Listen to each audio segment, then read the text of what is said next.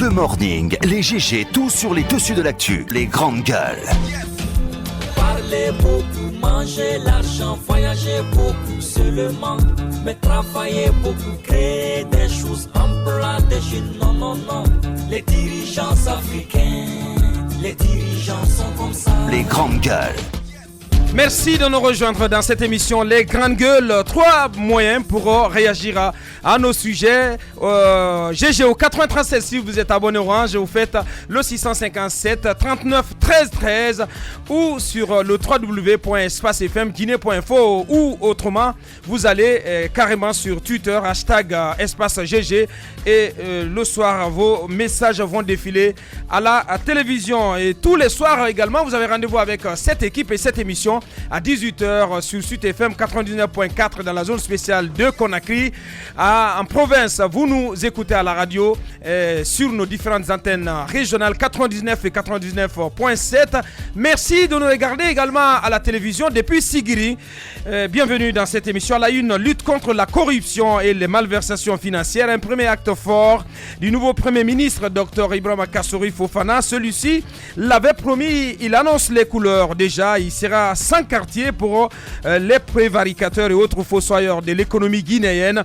2 premières victimes de la grande croisade annoncée. Il s'agit de M. Paul Moussa Diawara et de Sekou Kamara, respectivement directeur général de l'OGP et directeur général de l'OGC. Ils ont été révoqués de leurs fonctions hier soir suite à un décret présidentiel diffusé sur les ondes des médias d'État sur proposition du Premier ministre. Et ce n'est pas tout. Par ailleurs, il est instruit à l'agent judiciaire de l'État de procéder à la poursuite judiciaire contre les concernés. On en parle en fil rouge tout au long de cette émission avec M. Mamadou Taran Diallo de Transparency International Guinée. Il sera au téléphone dans cette émission. Des guerres lasses et en désespoir de toute cause, les greffiers de Guinée ont décidé enfin de déclencher à compter de ce vendredi 8 juin une grève générale illimitée sur toute l'étendue du territoire national. Conséquence immédiate, c'est la paralysie totale de toutes les activités dans les cours et tribunaux de Guinée. Quelles sont leurs réclamations et que répondent les autorités concernées? Toutes ces questions posées ce matin dans cette émission. Monsieur Tamba Wenduno, il est premier responsable des greffiers de Guinée, et Monsieur Sekou Keita, responsable de la communication du ministère de la Justice. Ramadan et civisme, ou comment contribuer à favoriser des attitudes et actes de civisme par la foi. C'est le but que s'est fixé tout au long de ce mois de Ramadan une structure de la place en collaboration avec des organisations de la société civile guinéenne. Tout sur cette initiative avec Moussa Djoumessi du cabinet Eventus. Il sera notre invité. Il va nous rejoindre dans ce studio dans la deuxième partie de cette émission. Merci de rejoindre l'équipe. Mohamed Mara, bonjour. Bonjour. Bonjour à vous, Basekou. Bonjour Abaka. Jacques Lewaleno, bonjour. Bonjour Abaka. Antoine Kikbafouri Kourma, bonjour. Bonjour. Bien, Mohamed Mara, voilà, c'est pas passé inaperçu ce décret du président Alpha Condé hier qui revoque M. Paul Moussa Diawara et M. Sekou Kamara de leurs fonctions respectives. Oui, ce n'est pas une surprise, on s'y attendait en réalité depuis déjà quelques semaines, puisque on a suivi cette affaire-là de près. Vous vous rappelez déjà qu'on a eu à parler de ces audits-là qui ont eu lieu à l'Office guinéen de la publicité et donc qui découvrait, si vous voulez, qui faisait remonter un gap de près de 25 milliards de francs guinéens, donc qui n'était pas justifié, et puis de 14 autres milliards qui auraient été envoyés vers, si vous voulez, qui auraient été envoyés vers des destinations qui n'étaient pas prévues à l'avance. Et puis de l'autre côté, vous avez quand même l'OGC, dont Radio Espace parle depuis plus de 2 ans. Bizarrement, on n'a jamais arrêté la saignée. La saignée, elle a continué 2 années de plus. Et vous savez, même malgré les tentatives de corruption, notamment de journalistes, vous vous souviendrez si vous voulez, de ces bobinaux que nous avions eu à passer ici, de ces extraits d'enregistrement qu'on a passés ici, dans lesquels on entendait carrément le directeur général de l'Office guinéen des chargeurs tenter de soudoyer Lamine Guirassy, si vous vous souvenez très bien. Ouais. On a diffusé ces sons-là ici. Dans les conditions normales, lorsque le procureur est ainsi informé de la commission d'un délit, même par voie de presse, le procureur général a l'obligation d'ouvrir une enquête. Nous sommes quand même dans un pays extraordinaire où pendant très longtemps, les médias attirent l'attention sur une prévarication supposée et personne ne parle. Ne serait-ce que cette tentative-là de corruption, Exactement. notamment de journalistes, aurait dû faire l'objet d'une ouverture d'enquête de la part du procureur. Ça n'a jamais été le cas. Mais aujourd'hui, donc, il semble que, en tout cas, l'État ait suffisamment d'éléments pour demander des comptes à ces deux commis, à ces deux euros commis qui étaient à la tête quand même de sociétés publiques. Maintenant, ce qu'il y a lieu de dire, c'est que avant tout, le principe de la présomption d'innocence existe. Exactement. Il faut qu'on fasse très attention. Moi, personnellement, à partir du moment où on dit que la justice, l'agent judiciaire de l'État est saisi du problème, parce que, et ça déjà, on le savait, ce n'est pas à l'arrivée du décret que nous nous sommes informés, mais ça date déjà de près de 2 semaines. Donc, je sais qu'on marche sur les œufs, je ne vais pas me lancer en conjecture. Oui. On a entendu ici, il y a 3 jours, je crois, le directeur général de l'OGP qui expliquait, donc l'ancien directeur général de l'OGP, qui expliquait que, si vous voulez, la procédure n'avait pas été respectée. Je pense que maintenant, chacune des parties... Ajoutez à cela aussi le fait que dans le cas de l'OGP, à la différence de l'OGC, je pense qu'il faut quand même le dire, c'est que pour ce qui concerne l'OGP, le rapport d'inspection, c'est là-dessus, le rapport de la mission d'inspection n'est que provisoire. C'est là-dessus que j'allais en venir. C'est là où j'ai trouvé quand même qu'il y avait un peu de précipitation. Exactement. Parce qu'il faut faire attention. Devant le juge, les procédures comptent surtout dans ces types d'affaires. C'est ce qui fait que généralement en Guinée, il y a de très grosses affaires. Tout le monde en parle. Et généralement, on salit, on demande totalement la réputation des gens. Et en fin de compte, les juges annulent. On a l'impression que les juges ont été soudoyés, alors que c'est pas ça. Le juge, il dit le droit selon ce qui est écrit et il n'a pas d'état d'âme. Donc il faut faire attention avec les procédures. Moi, je n'ai quand même pas compris comment un rapport qui n'est que provisoire peut déjà donner lieu, si vous voulez, à des poursuites judiciaires directes, à une révocation. Voilà, et plus tard, tout cela. Mais attention, le chef de l'État, bon, c'est vrai, c'est une révocation. Sinon, si c'était un simple acte de démission ou de remplacement, j'aurais compris, parce que de toutes les manières, cela est dans son pouvoir, cela relève de son pouvoir discrétionnaire. Donc, ça ne me pose pas de problème. Mais maintenant, l'un dans l'autre, les deux commis de l'État vont quand même avoir la chance de se défendre et d'expliquer leur gestion. Parce que j'ai entendu dire ici, par exemple, que le fonctionnement de l'OGP pendant 3 ans n'avait pas été pris en compte, notamment dans le travail qui a été fait, et ainsi de suite. Je pense que chacune des parties aura désormais l'occasion de se défendre. Oui. Et là, on saura exactement qu'est-ce qui s'est passé. Bien, allez-y, Bassekou. La nouveauté, cette fois-ci, Bassekou, c'est que il a été clairement énoncé dans le décret que c'est sur proposition du Premier ministre que les 2 cadres ont été revoqués de leurs fonctions.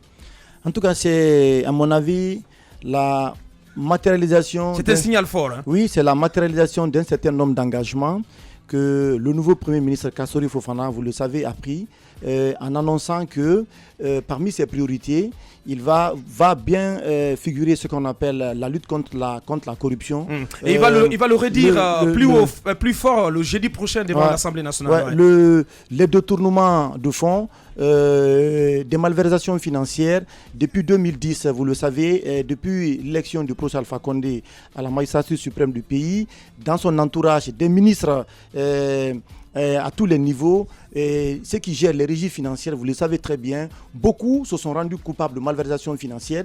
Il y a eu des audits importants qui ont été menés, des rapports ont été dressés par l'Agence nationale de lutte contre la corruption, des rapports qui n'ont pas été jusque-là publiés. Par l'agence, non, pas le comité d'audit. Voilà, le comité d'audit. Le fameux comité d'audit à l'époque à sa tête, monsieur... effectivement, oui. Massoud Cham. Jonas Mukamba Diallo d'abord, voilà. Ensuite, il y a des inspecteurs d'État aussi, vous le savez, qui ont relevé pas mal de dysfonctionnement, de détournement d'argent, de malversation au niveau de certaines régies financières. Il y a eu aussi le rapport de Massoud, Mohamed. Justement, les rapports de Massoud. Des rapports très costauds aussi. Absolument. Mais on a annoncé le président a annoncé après que des têtes vont tomber, qu'il allait couper des têtes. On n'a rien vu. je pense que si on veut sortir ce pays de l'ornière, on veut sortir ce pays de léthargie, le premier mal de ce pays, c'est à mon avis la corruption. Les Parce grandes que gueules. il y a tellement de dossiers sur lesquels aujourd'hui, Mohamed Mara le rappelait, les parquets devraient se saisir à partir du moment que des journalistes font des investigations pour mettre à nu des dysfonctionnements, des malversations financières. Eh bien, si le Premier ministre Kassori Fofana donne le ton, ça veut dire que aujourd'hui, les autres acteurs également doivent l'accompagner, les acteurs de la société civile également, qui ont dit haut et fort devant le président Alpha Condé, Qui détiennent des preuves. eh bien, si dans sa Kourma m'écoute, si les autres acteurs de la société civile, Sano, la PQ m'écoutent, eh bien, c'est le bon moment, à mon avis, de se mettre en rapport avec le Premier ministre pour mettre à sa disposition des rapports, à mon avis, sur des malversations financières. Et ce qu'il faut dire, c'est que dans le secteur minier, surtout, je pense qu'on doit avoir une oreille attentive par rapport aux rapports qui ont été dressés par des structures spécialisées en matière d'enquête de rapport sur le secteur minier en Guinée, dans le secteur de l'éducation, dans le secteur de la santé. Je pense que c'est un coup qui a été donné, c'est un signal fort. Et ça, il faut poursuivre ces efforts. Parce que si les deux personnes qui ont été révoquées de leur fonction pour malversation financière ont la capacité de se défendre, je pense que ça va dissuader d'autres personnes aujourd'hui qui sont certainement dans des activités illicites de malversation financière dans le pays. Merci. Jacques Lewa, l'autre nouveauté, ils l'ont déjà dit, c'est vrai, mais il faut appuyer sur la chanterelle à l'attention de nos auditeurs, c'est cette poursuite qui est engagée contre des cadres qui sont soupçonnés. Qui doit être engagé. Qui doit être engagé. Qui n'est pas engagé encore. La décision, elle est prise. Oui. Il est instruit, l'article 2 du décret, il est instruit à l'agent judiciaire de l'État donc d'engager bien. Oui. Et avant cela, déjà, l'ordre avait déjà été donné d'instruire ce dossier et le ministère de la Justice en réalité a été saisi. Bien, c'est quelque chose d'inhabituel, d'assez inédit dans notre pays, en tout cas sous l'ère Alpha Condé. En tout cas, il faut dire que la démarche, elle est courageuse. Parce que si vous lisez la lettre de recommandation faite par le Premier ministre, vous vous rendez compte que c'est un travail commencé par l'équipe Youla. Donc, il est venu rendre, si vous voulez très bien, Kassori Fofana, c'est lui qui est venu prendre la décision, mais le travail avait été entamé déjà par l'équipe Mamadi Youla. Maintenant, ce qu'il faut dire... surtout avec une implication forte de l'ex-ministre de l'économie et des finances. Je pense qu'elle avait fait un bon travail dans ce sens. Oui, si au moins on écoutait Malado, parce que Malado, elle a quand même tenté plusieurs fois d'arrêter de saigner. Je pense que plus d'une fois, cette dame-là quand même a posé ce tact. Malgré tout ce qu'on peut lui reprocher, son inexpérience, mais plus d'une fois, Malado a ici fermé, a serré les vis à pas mal de commis de l'État. Je pense que si on veut réellement aujourd'hui, parce que ce que je crains, c'est qu'il y ait, si vous voulez, une punition sélective dans cette histoire. Alors qu'en réalité, la plupart des régies financières de l'État aujourd'hui échappe à l'orthodoxie financière. Je pense qu'il faut penser à tout ce que cette dame-là avait relevé comme réserve à l'époque et vous allez voir que l'État pourrait faire pas mal d'économies. Mais c'est pourquoi on dit que c'est un signal fort. Le ton n'est que donné. Le ton n'est que donné. Maintenant, il faut espérer que la panoplie de dossiers sur lesquels l'équipe sortante travaillait puisse connaître la suite. Parce que nous n'avons pas peut-être la connaissance de tout, mais nous savons pertinemment que ce n'est pas les seuls cas de corruption qui ont été enregistrés dans ce gouvernement-là. Il y a eu beaucoup d'actes qui ont été commis et qui sont suspects. Et un travail de profondeur doit être fait. Il faut éviter de faire un travail sélectif, comme Mohamed Mara l'a dit. Vous le savez très bien, depuis Saïd Fofana, on parlait de ces tentatives de détournement, de ces corruptions au niveau des départements ministériels. Et on se rappelle bien, Mohamed Saïd Fofana a dit, bon, on est au courant, mais on est informé des cas de corruption, on nous saisit, on est convaincu de la pertinence des dénonciations qui sont faites, mais on ne sait pas quoi faire. Alors, ce qu'il faut faire, c'est de révoquer les personnes de leurs fonctions, mais en tout cas d'engager aussi des poursuites judiciaires comme Kassori veut le faire. encore une fois, un travail sérieux doit être fait pour montrer à la face du monde que les faits sont établis à travers la justice. Oui. Et si les faits sont établis... Il faut quand même souligner cette rupture, parce que par le passé, lorsqu'il y avait des soupçons de détournement ou des cas avérés de détournement au niveau des régies financières ou des sociétés publiques, on limitait simplement de révoquer les concernés et de ne pas poursuivre. Et de ne pas engager ou si vous voulez même, on laisse faire parce que parfois rien n'est fait. On s'arrange entre soi et puis on laisse passer des choses. Je crois il faut une rupture profonde. Il doit être courageux d'aller jusqu'au bout. Je voulais avant qu'Antoine ne prenne la parole, il faut que les politiques ne se mixent pas, les coordinations régionales ne se mixent pas dans ce dossier-là. Je le dis, oui, attendez. Ils vont pas je le dis, s'il vous plaît. Je sais ce que je dis. Je sais que si vous prenez par exemple le cas de Paul Moussa Diawara, c'est un allié sûr du RPG Arc-en-Ciel du président Alpha Condé. On le connaît très bien, on sait qu'il a un électorat, un bastion assez important. Alors ce sont des mises en garde pour les coordinations régionales et notamment pour comment on appelle certaines politiques qui vont devoir faire des récupérations politiques, comme ça a été le cas par exemple. Pour ce cas, je ne crois pas. Oui, attendez, il y a la coordination Mandeng aussi. Il y a la coordination Mandeng aussi qui peut se dresser derrière Sékou Kamara. Justement, il faut rappeler que Sékou Kamara est membre du bureau politique national du RPG Arc-en-Ciel. Donc je pense qu'il faut qu'on laisse Kassori Fofana, il faut qu'on laisse la justice faire son travail.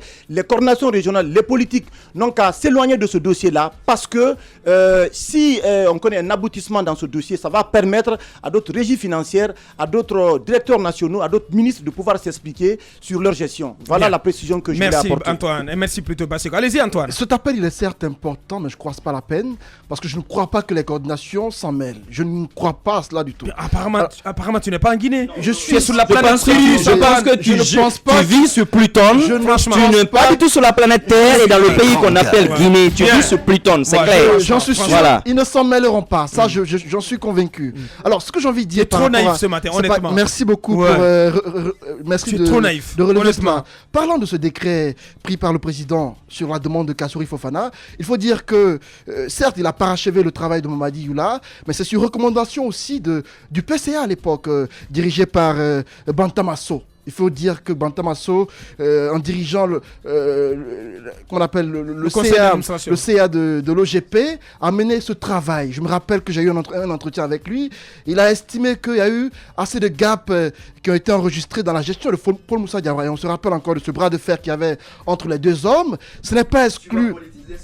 Non, c'est pas politique. Si, tu vas le politiser parce que tu vas nous ramener dans les conditions qui ont prévalu justement à l'envoi de cette mission. Et si on y va, on va se retrouver en plein politique. Nous, on se souvient exactement de comment la mission est intervenue. Je ne suis pas en train de le politiser. Je parle du travail d'un PCA à l'époque qui était dirigé par Bantamasso. Sauf que ce PCA était ministre conseiller à la présidence. Il ne faut pas nier le rôle joué par Bantamasso dans ce dossier. Bantamasso, je le dis encore une fois, a joué un rôle dans ce dossier. Si la politique...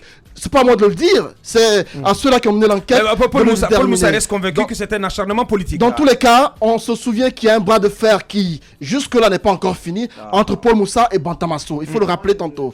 Maintenant, parlons de ces reproches qu'on fait à Paul Moussa Diawara. Il s'est défendu à notre antenne en disant que les choses ne sont pas passées dans les règles de l'art. Dans l'ordre de mission qui était envoyé pour les inspections qui sont venus, pour les inspecteurs qui sont venus, c'était pas mentionné que c'était pour un audit. Et c'était par rapport aux différends qu'il y avait entre le PCA et le directeur de l'OGP.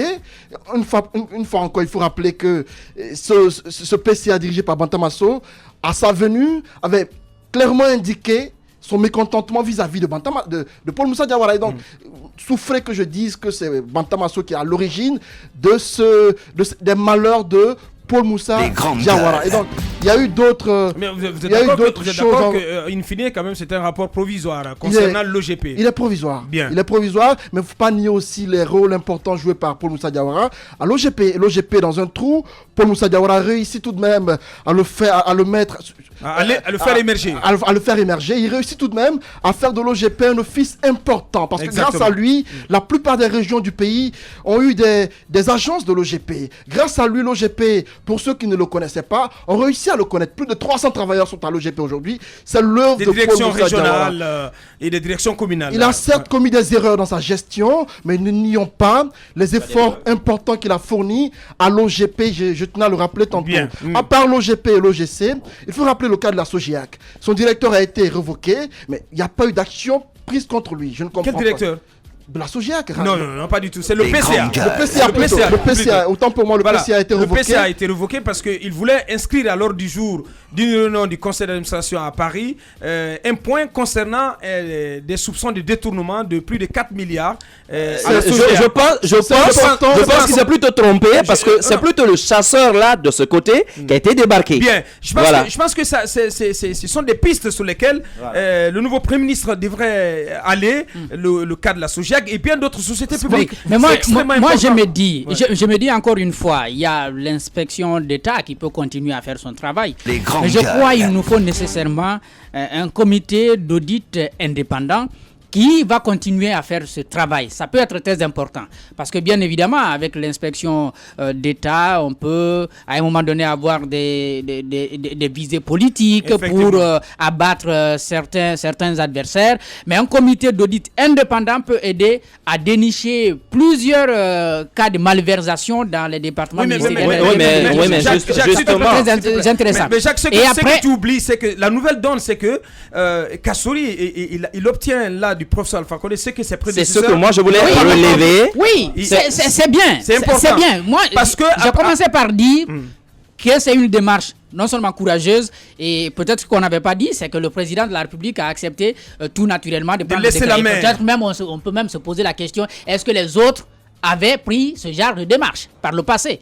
Je ne crois pas, parce que si il y avait eu cela, si le président de la République avait refusé de sanctionner les personnes qui étaient impliquées dans les cas de malversation, il n'avait qu'à le dire, il n'avait qu'à le faire savoir. Donc, à ce jour, on ne sait pas ce qui s'est passé par le passé. Bien, allez-y. Mais encore une fois, moi, je pense à ce comité d'audit parce que l'Agence nationale de lutte contre la corruption ne parvient pas à jouer pleinement son rôle. On le sait, c'est rattaché à la présidence. On dit qu'il n'y a pas de moyens.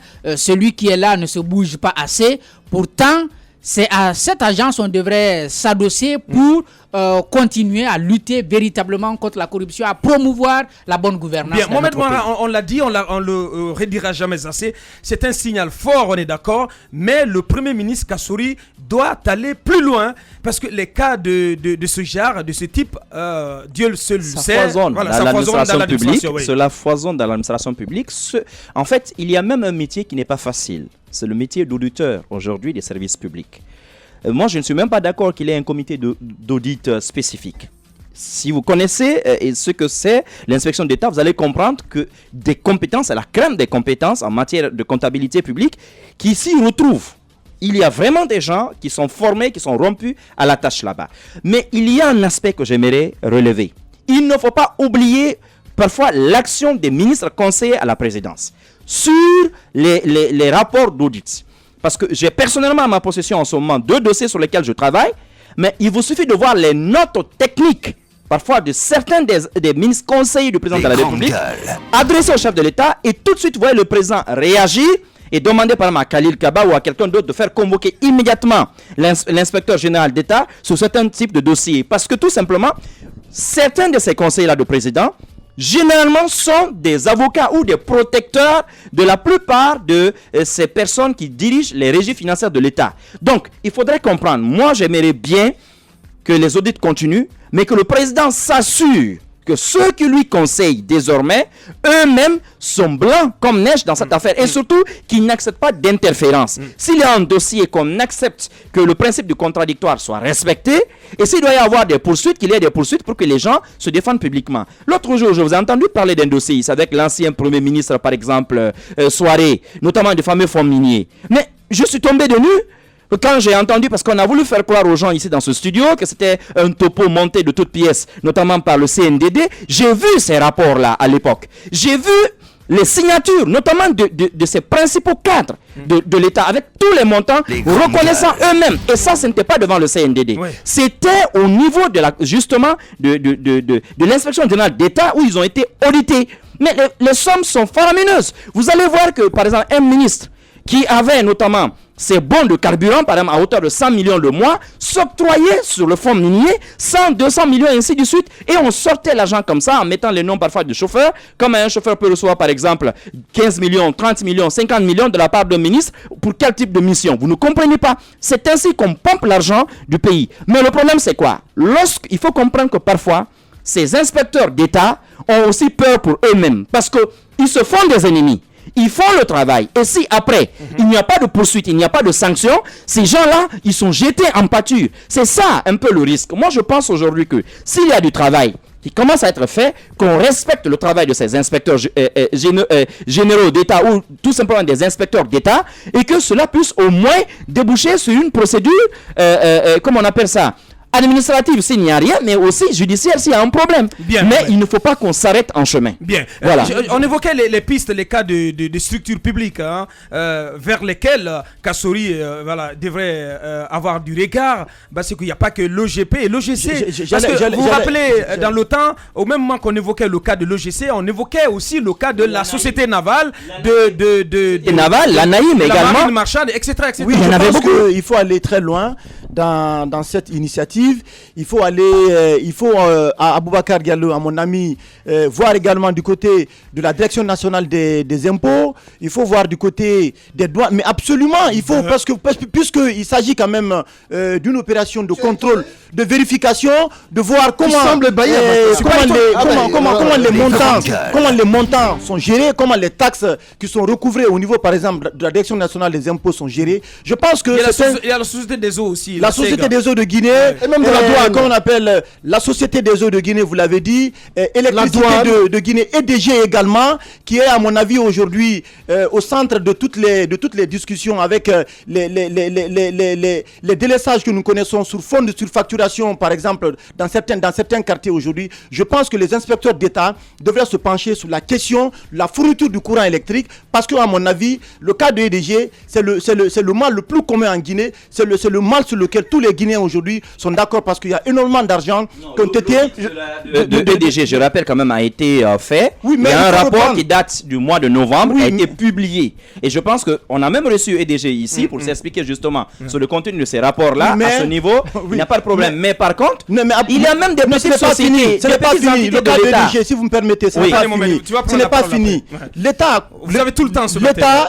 l'État a continué à subventionner quand même le carburant en Guinée. Vous comprenez? Mais comment on peut justifier de tels délestages et ensuite les surfacturations de fois qui ne répondent pas- pas? c'est pas Attendez, lié, s'il vous c'est plaît. pas lié. Si, C'est je pas lié. pense que... Laissez-le aller au bout. ouais. Attendez, je pense qu'il faut faire un examen complet sur les cas de surfacturation, par exemple, que les citoyens aujourd'hui se plaignent dans les Donc il y quartiers. a le cas de EDG. Il y a le cas de EDG, il y a les impôts, il y a la douane, il y a aussi, comment on appelle, il faut même La marine revoir marchande. la marine marchande, l'aviation civile, mais aussi il faut, à mon avis, revoir même la gestion de certains ministres du gouvernement Mamadi Youla, notamment, par exemple, au niveau des départements de la santé, de l'enseignement supérieur, du secteur de l'enseignement préuniversitaire, les affaires étrangères. Je pense qu'il faut faire un contrôle général Bien. sur la gestion, par exemple, des gouvernements qui sont succédés durant le régime du professeur Alpha Condé. Bien. Allez-y, Moi, j'attire Mohamed. l'attention, en fait, des autorités publiques sur une petite société de rien du tout.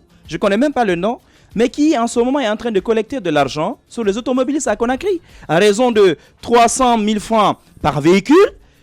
Et on ne sait pas où vont ces recettes-là. Ouais, c'est Cet vrai. argent-là, cette société, justement, non, c'est pas la police verte, c'est différent. C'est une société privée qui aujourd'hui se substitue au commissariat central de police au niveau de toutes les communes, qui prennent des véhicules, vous ne savez même pas parfois, parce que dans un pays où les routes ne parlent pas, vous vous demandez parfois qu'est-ce qui est en train de se passer. Moi, j'aimerais aujourd'hui absolument qu'on en parle. Il y a le cas de l'Anaïm.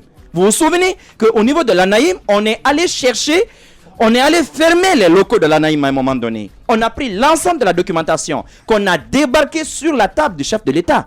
Et où des noms, notamment de On protecteurs, parle de la télé, notamment messieurs. les noms de ministres dans l'entourage direct du président de la République ont fuité dans ces rapports-là. ce qui a, à mon avis... Il y avait une inspection ou pas? Les grandes Allez, gueules. Le président avait ordonné en tout cas une inspection là-dessus. Parce qu'ils ont fait un travail qui a été débarqué chez le chef de l'État. Et on s'est rendu compte, et j'ai attiré l'attention de tout le monde là-dessus, notamment en février quand il y avait les élections. On s'est rendu compte que la période des élections est très propice justement aux sorties d'argent.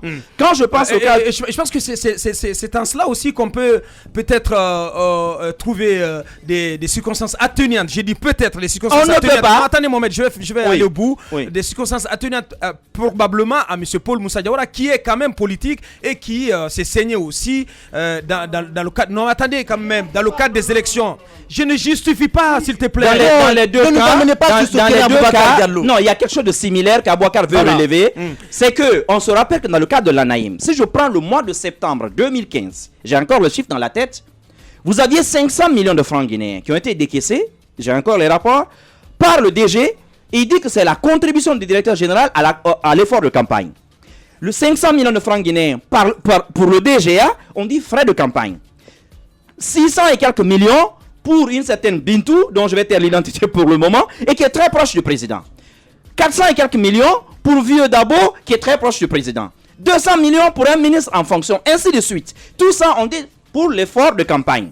Donc, et lorsqu'on prend justement une régie financière comme l'OGP, lorsque vous prenez 14 milliards et qu'on vous dit que non, l'argent a pris une destination qui n'était pas réglementaire. Or, on sait qu'au niveau des régies financières de l'État, à l'approche des élections, c'est ce que Aboubacar veut relever, il y a une pression justement sur ces directeurs généraux afin qu'ils participent à l'effort de campagne. Donc, en réalité, s'il y a des tournements, cela est organisé souvent au sommet par des cadres du parti au pouvoir et également par leur ministre de tutelle.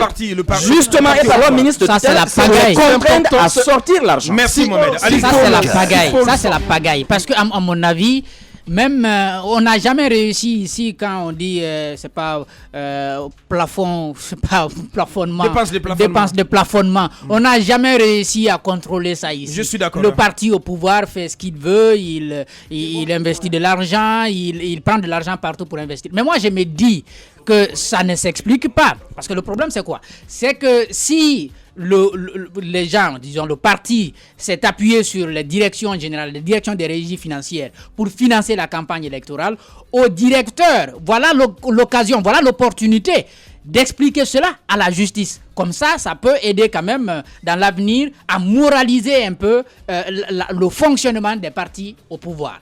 Il y a, parce que vous avez demandé les services vers lesquels le Premier ministre devrait aller. Le fonds de garantie automobile. Justement, ouais. Ce service-là, je crois, même nous journalistes, nous ne savions pas qu'il existait. Parce que il y a suffisamment d'argent. Mais on ne sait pas ce qu'on en fait. Je crois que c'est une occasion pour le Premier ministre de nous aider à comprendre ce qu'on fait. Il y a beaucoup d'accidents.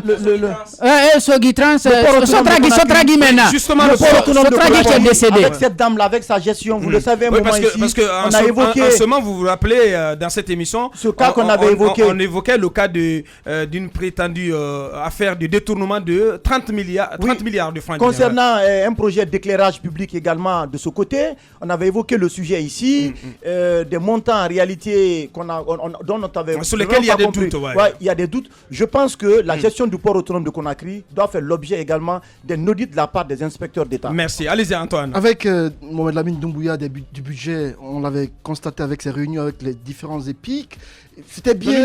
Il avait travaillé sous les EPA. Sur les EPA, mais on avait constaté qu'il y avait une volonté pour lui de comprendre un peu le fonctionnement de chacun, même si par moment on n'a pas bien compris à quoi ça aboutit. Aujourd'hui, quand on parle des douanes, de l'ANAïM, de la DNI dirigée par Marissa, et si on dit que Paul Moussa a utilisé les fonds de l'État au compte de son parti politique, c'est aussi important de jeter un coup d'œil sur ceux qui ont participé à la campagne présidentielle du président. On se rappelle tous qu'à l'époque, Marissa de la DNI des impôts, on se rappelle qu'il a beaucoup été impliqué dans les campagnes électorales. Le slogan laissez-le finir son travail. On se souvient tous que Marissa, du côté de Fria et autres, s'était beaucoup investi pour la victoire du RPG Arc-en-Ciel. Alors c'est important qu'on essaie de mieux comprendre d'où venait cet argent-là, à quoi ça a servi, et surtout comment est-ce que les impôts sont aujourd'hui gérés. Les grandes Kassori, à mon avis, doit jeter un Tu coup peux d'œil. toujours rêver. Il va jeter un coup d'œil de ce Bien, côté. non, Les impôts, laissez-le aller au bout. les impôts, la douane, c'est important que Kassori fasse de ces deux Mais régies-là pour le moment, une pour des le moment, priorités. pour le moment, sur ces deux régies, on n'a pas d'éléments Mais les sous la main. Non, j'ai dit on n'a pas Il d'éléments y a sous la des main. éléments, Bakar. Vous en avez? Attendez. C'est un travail qui doit être fait et qui doit nous permettre Oui. si Je pense il y a que- des suspicions Je ou pense pas. que partout il y a de l'argent public là. Le Non, Kassouri. il y a un principe, Il y a à mon matière à avis, débattre. que nous devons apprendre à appliquer en Guinée et qui va aider le président de la République. Je pense qu'il peut sortir, il a encore le temps de sortir par la grande porte et d'entrer dans l'histoire de ce pays. Si simplement il fait ceci. Il y a l'inspecteur général d'État, par exemple, qui fait un travail. Il y a parfois des comités d'audit ad hoc qui sont nommés. Il faut publier tout simplement les résultats de ces audits. C'est extrêmement important.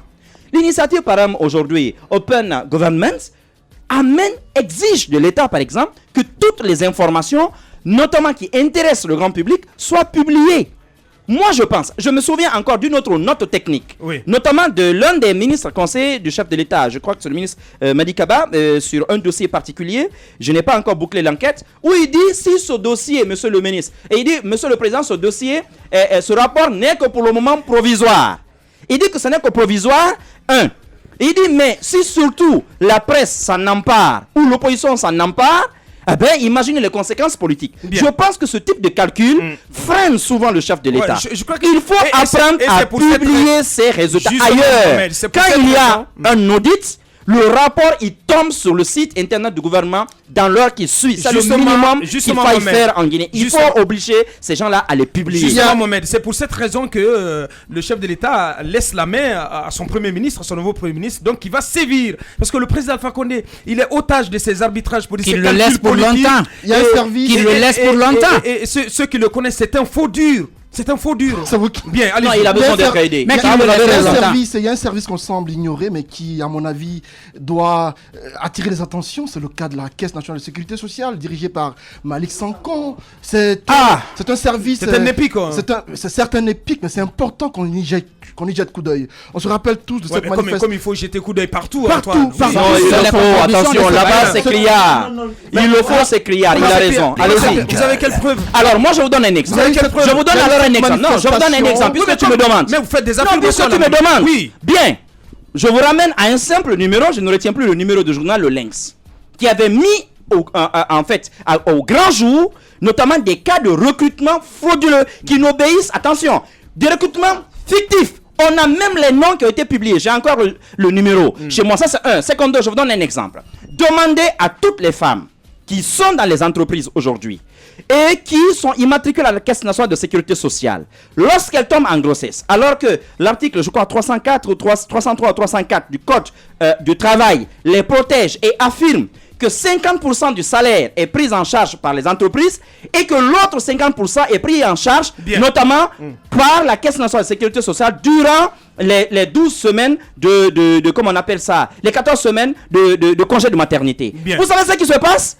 Les femmes la collectent de l'argent. Lorsqu'elles reviennent après leur maternité, vous savez ce que la caisse leur dit? Non, c'est plus de 50% de ce que vous cotisez. Alors que la loi est très claire. Les gens cotisent, mais elles ne perçoivent pas leur argent. La plupart de ces femmes-là renoncent tout simplement à l'argent qui leur est dû. Bien, Et Mohamed. cet argent, qu'est-ce que la caisse en Bien, fait? voilà, mais c'est important. Voilà. Je pense que les enquêtes devraient s'orienter sur toutes ces pistes. Allez-y. Oui, aussi Bassé. le patrimoine bâti public. Eh ben. Je pense que il faut fouiller de ce côté. Il faut fouiller parce que oui, le patrimoine bâti public qui gère tout ce qui est bâtiment aujourd'hui. Vous avez flairé quoi? Vous avez flairé quoi dans la Non, gestion, mais- dans la non, gestion mais- du patrimoine Non, de, mais de Moustapha Naïté à Mohamed Lamine Yayo? Je pense qu'il faut commencer parce que il y a quand même des frais de location, tout ça, qui sont payés.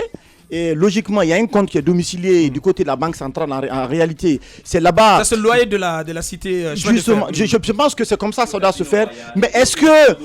Oui. Tu as fermé ton micro. Oui, alors rappelez-vous, en février 2016, on avait fait, vous et moi, une série d'enquêtes, justement, sur notamment la cité chemin de fer, le Casino Royal, par exemple, en particulier, et d'autres entités de l'État qui ont été bradées, qui ont été parfois même revendues Bien. à l'insu du gouvernement. Merci. Moi, Voilà. Antoine, sous les derniers cas possibles. Pour une fois, les inspecteurs d'État auront du pain sur la planche. Enfin, on leur donne de l'importance. Le cas des DDI et des DDE, c'est aussi important d'en parler. Hier, Moussa Moïse l'avait évoqué dans ce studio. Et il faut rappeler tantôt qu'il y a eu apparemment assez d'inquiétude parce qu'on a senti il avait relevé une sorte de lièvre qui semblait dormir. Et aujourd'hui, il faut rappeler qu'on parle de plus de 500 milliards depuis près de 10 années. Et donc, c'est un scandale financier assez important. Et on parle de vol collectif, tel que le disait hier Zachary Tamba Medimono. Je crois dans les jours à venir, Moïse va essayer de faire un déballage sur ce cas. Mais c'est important d'attirer l'attention des inspecteurs d'État également du Premier ministre. Parce que de ce côté, le scandale, il est énormissime. Merci. La Sogipa. Attendez quand même. Bien sûr. Je l'ai pas cité. La Sogipa. Eh ben, La Sogipa. Parce que ça, c'est quand même de l'étranger qu'on a mené des investigations pour dire que la dame devrait s'expliquer sur un montant de 2,4 millions de dollars. Qui a dirigé la Sogipa depuis plus de 20 ans. Bien, la suite. Radio Espace, les grandes gueules. Leur spécialité, c'est la démesure totale. Tant qu'ils ne changeront pas, nous ne changerons pas non plus. Les grandes gueules, à suivre tous les jours sur la radio d'opinion. Radio Espace. On reste dans le sillage. Vous nous regardez à la télévision depuis Bofa Centre. Tous les soirs, vous avez accès à cette émission.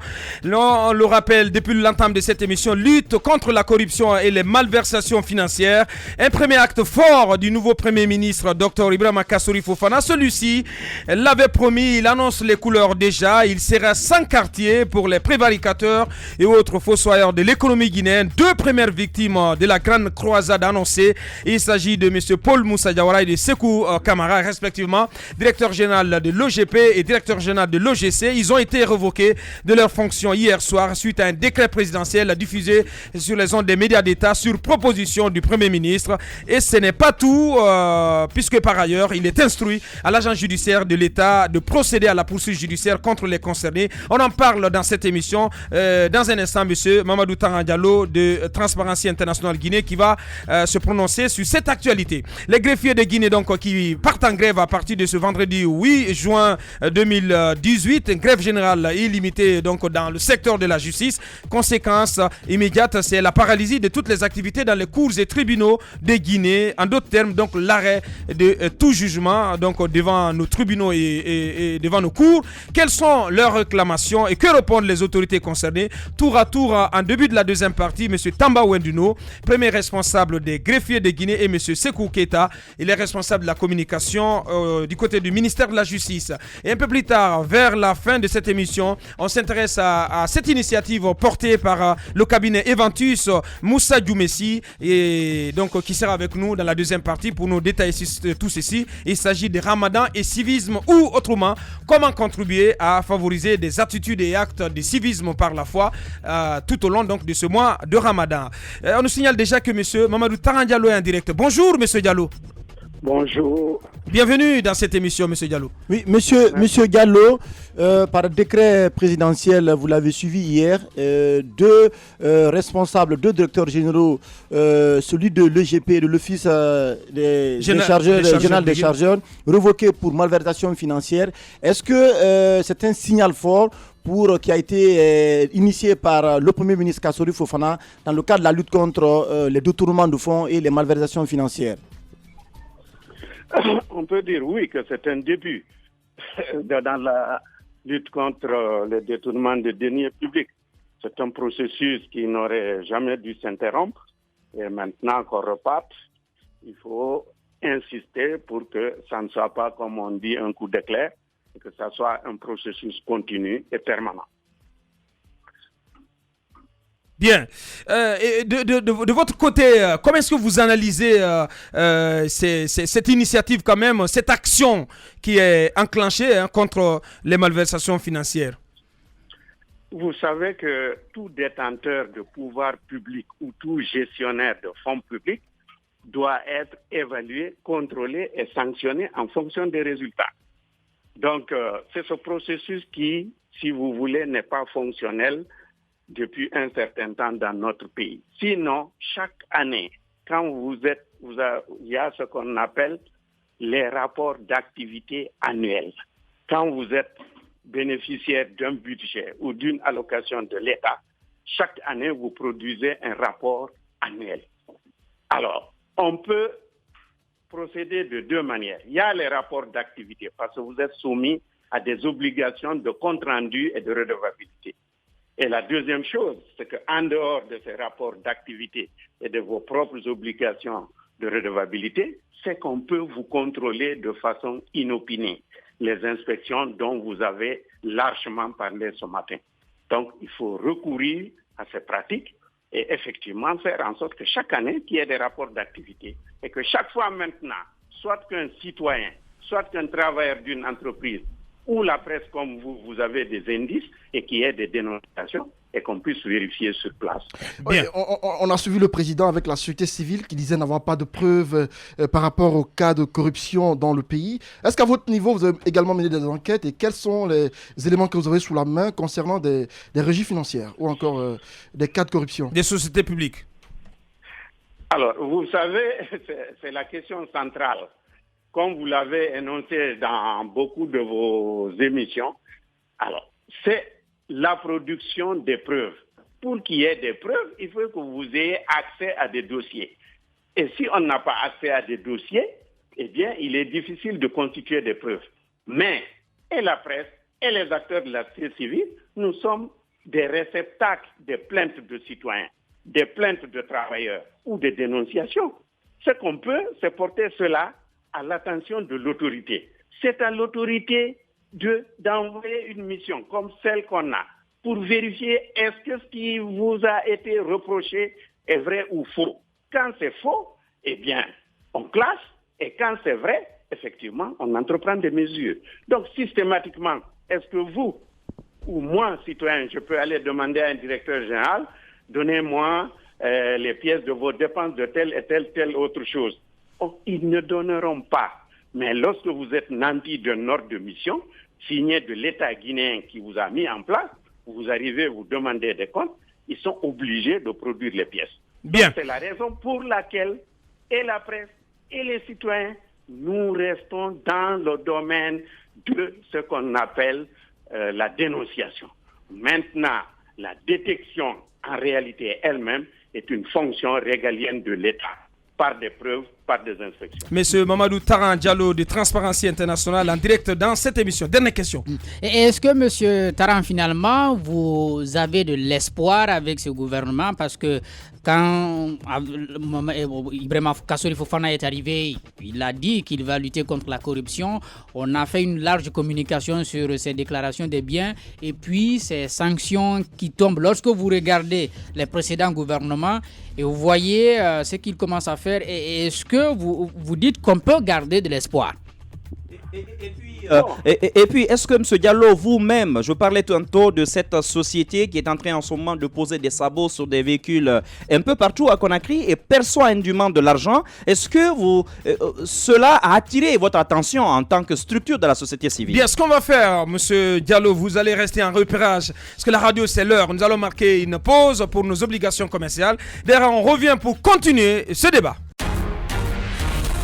Véritable success story de la radio Espace Guinée, les Grandes Gueules, détentrices des meilleurs scores radio en Guinée, de la meilleure émission talk show, a donné le créneau horaire du départ au bureau et du retour à la maison, récoltant depuis des années consécutives le titre d'émission la plus écoutée en Guinée, toutes catégories confondues.